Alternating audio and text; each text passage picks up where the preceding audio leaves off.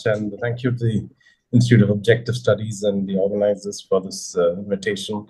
It's an event of crucial importance in the global order today, whether the ceasefire is going to hold and what the future prospects of peace are. Because over the last 16 months, what we have seen is not just a genocide, a sequence of war crimes beyond anything witnessed over the last many decades, but also a potent threat to global order, global law, and so on. So have there been any positives that we can take home from this whole thing? Let's start first with the ceasefire agreement itself and the kind of complex kind of sequences that both sides have to go through before final peace is settled. There is no guarantee of good faith from Israel's side. There's already been internal turmoil, as Professor Pasha just mentioned. One of their most hawkish and racist ministers, Ben Gvir, has quit the Netanyahu cabinet. Mr. Smotrich, another extremist in the cabinet, has put Netanyahu on notice that he will be withdrawing support and leaving the cabinet if war does not resume after the first phase of the ceasefire and the release of the prisoners of war. So whether Netanyahu will feel compelled for reasons of his own political survival to resume war, or whether he'll keep faith with the long-term commitments that he's undertaken, is still an uncertain. It's still an uncertain prospect. And let's just say that the last 15 months, in fact, the last 15 months, the last 75 years, has not given us any indication at all that Israel will ever act in good faith and do what is just and fair by the colonized people, the occupied people of Palestine. So let's just unpack what the current state of play is as far as the peace accord is concerned. There is, of course, the virtually ironclad kind of commitments of support that Israel managed to get from most of the Western nations. There are a few exceptions. Ireland is a notable exception. Spain and Belgium also very early on expressed their complete disagreement with the strategy that Israel was following. But by and large, the major countries in the Western Alliance, United States, of course, even went to the extent, as Professor Pasha said, to certify that Israel was not in violation of the conditions attached when weapons are supplied. As part of the military assistance protocols between the two, there is a requirement that Israel should conform to certain conditions in terms of the application of the weapons. And the United States Agency for International Development had arrived at a clear finding that Israel was not in conformity with these findings, but the US State Department under Mr. Antony Blinken, who's had one of the most ignominious records in recent years, ignominious records of collusion and connivance and genocide. The US State Department, of course, overruled the US Agency for International Development, USAID, and urged that the weapon supplies be continued.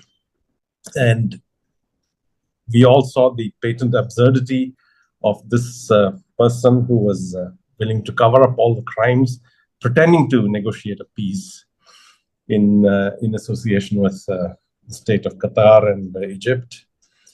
What role each of these states played, nobody yet knows. I hope that at some point these archives are declassified and we get to see the actual positions taken by each of these states.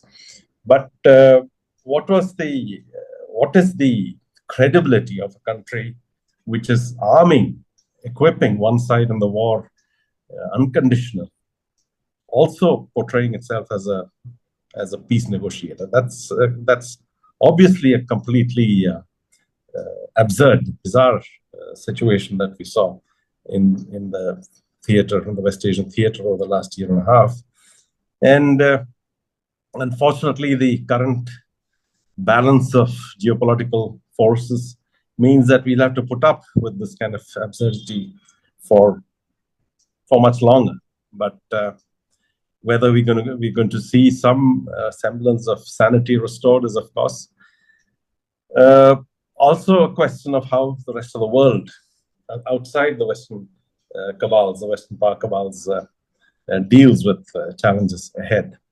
So there have been significant gains, let's say. I mean, it's difficult to find any spots of brightness in this very gloomy kind of picture we've had over the last 16 months. But let us try and enumerate at least some of the gains that have been secured by the Palestinian resistance and the cause of Palestinian liberation.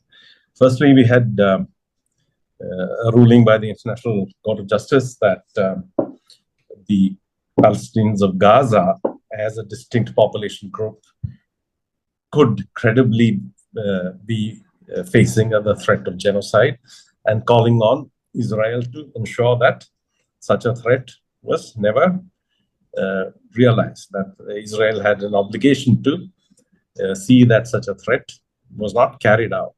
So it's a very, very conditioned and kind of very mild kind of rebuke of Israel, which of course they paid no heed to.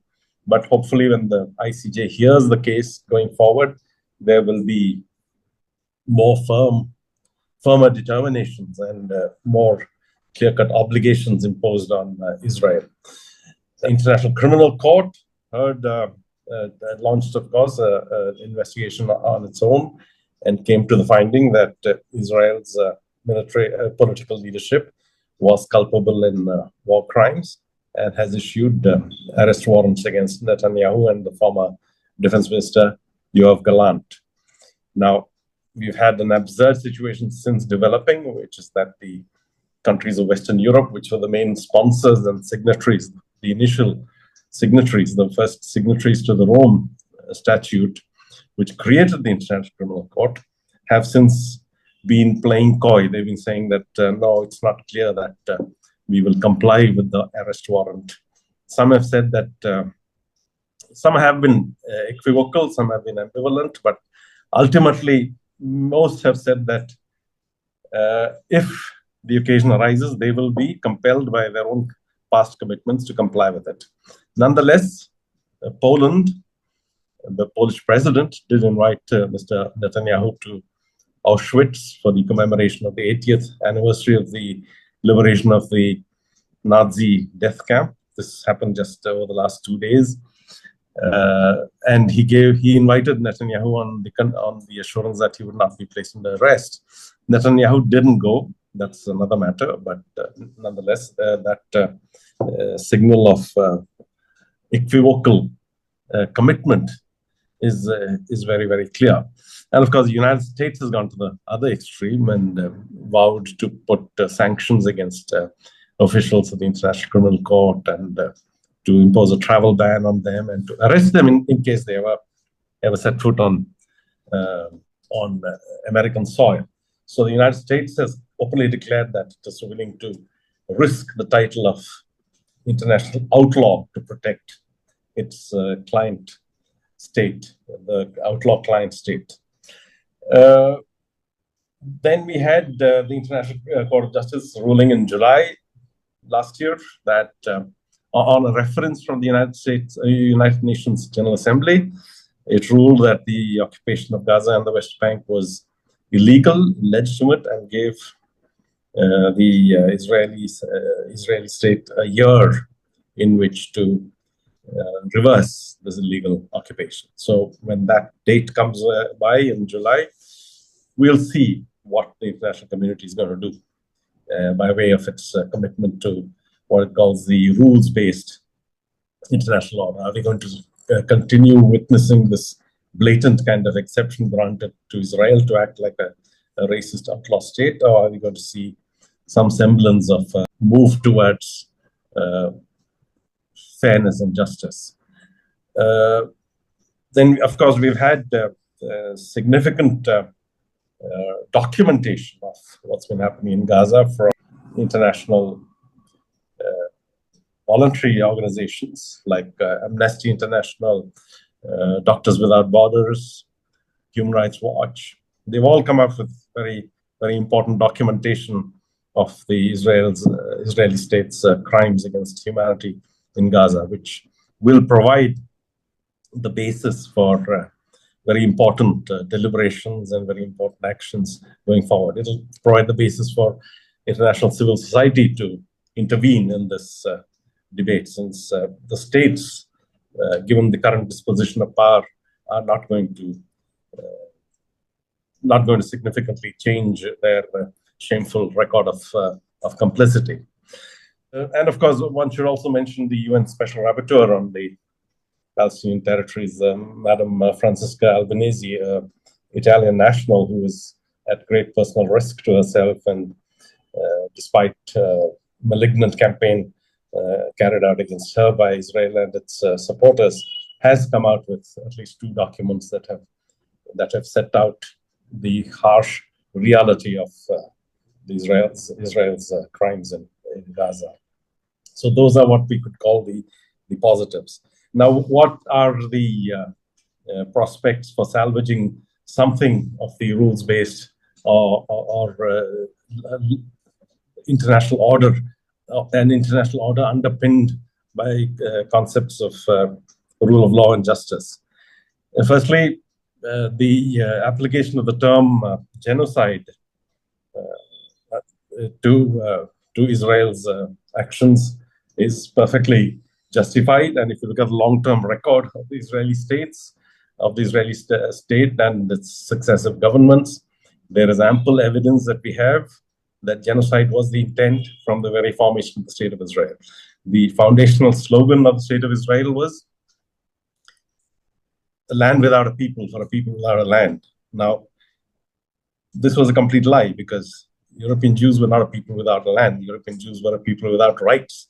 There were people without rights in Europe, and that is a situation that can be remedied by granting them rights. And if there have been horrible atrocities that they have faced through history, those atrocities have to be restituted where they were committed, not at the cost of the Palestinian people. And again, when you say land without a people, that's in a way writing out all of Palestine and its people and its civilization and its culture, writing it out of history. That again is an act of genocide. It's an act of genocide. You could say an act of conceptual genocide, which prepares the ground for the actual kind of actions on the ground. And from the very beginning, Israel has managed to dominate the international discussion with the narrative that they have tried at several junctures to strike a peace deal with Palestinians, but the Palestinians have proved recalcitrant, that they have resisted the thought of a peace with Israel. That again is a complete falsehood, because the historical record shows that from the moment that the first Zionist settlements began in Palestine, there was a clear-cut intent to clear out the land of its inhabitants. In fact, when the UN announced its partition plan for Palestine, which was itself a gross injustice to Palestine, because it, in the first place, partition itself was not something that the Palestinians wanted. And in the second place, even within that partition plan, there was a significant kind of injustice in that the worst territories were reserved for Palestinians and the best went to the Jewish settlers. So from that moment that the partition plan was announced, it's very clear from the historical record that the Zionist leadership started an active campaign of expelling the Arab populations from territories that were within the designated areas of the Jewish state. Now, when the armistice was arrived at in 1948, after the brief war with the Arab states in the neighborhood, Israel had expanded well beyond its designated territories. They had, as against 55% of historical Palestine, they had 78%. Now, that is, of course, well known. But David Ben-Gurion has put it on record, the first prime minister of Israel is who I'm referring to, had put it on record that Israel is willing to accept the UN partition plan, but will, of course, aim to unify the entire territory and will ensure that it remains a Jewish-dominated land. If there are a few Palestinians, they'll be small in number and will not be a significant threat to the Jewish identity of the state of Israel. That plan never worked because after 1967, the Palestinians followed a policy of steadfastness that they would never abandon their lands once again. The mistakes of 1948 would never be repeated, and that they will stand and resist and fight back to the extent that they could, despite their isolation, despite the entire world having abandoned them, they would stand and fight. And that's what they've done through these years. And that's where they have been a standing reproach to the rest of the world. The rest of the world has abandoned its conscience, abandoned its commitments to justice in allowing Israel to continue one round after another of atrocities against Palestine. So what do we have now? We have a situation in which by Israeli army secret reports, classified reports by Israeli army and Israeli intelligence, we know that the number of Palestinians living between the river and the sea is more than the number of Jewish people living between the river and the sea. So clearly, Israel is now an apartheid state. It still claims the title of being the only democracy in the region, but it is a racist apartheid state. It's not a democracy, not by a long way. So there is a compelling need for the rest of the world to follow whatever strategies it adopted to deal with the last apartheid state that it faced, which is South Africa. And then the world showed great unity of purpose in the 1980s because the Western alliance, again, were very, very ambiguous, very ambivalent in terms of their commitment. But because of the pressure from the global South, they were forced to come by and to start to join in the sanctions against South Africa. And that led to the collapse of apartheid and the transformation, the transition of South Africa to democracy, to true democracy. Is such a thing possible in Israel? We have to believe that it is possible in Israel. And we have to also decide what are the various ways in which we can act to make the will of the international community heard by the states. One possibility, and I'll just suggest this before I conclude, is that there should be a significant effort from our side to ensure people-to-people at the people-to-people level that we make our sentiments perfectly clear. There is an international organization called the Hind Rajab Foundation, named after the 7-year-old Palestinian girl who was killed while she was trying to flee. And of course, the whole story is so moving and so tragic and so heartrending.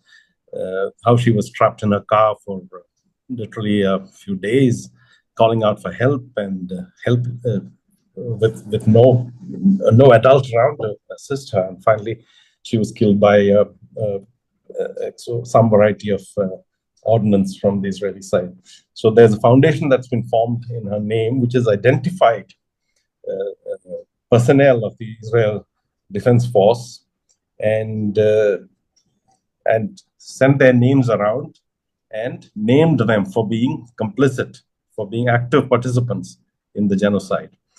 And we all know that many of these IDF soldiers, after they serve their statutory military service, come to India. They frequent places in Goa, in Pushkar, in Kasol, in Himachal Pradesh, and other such locations.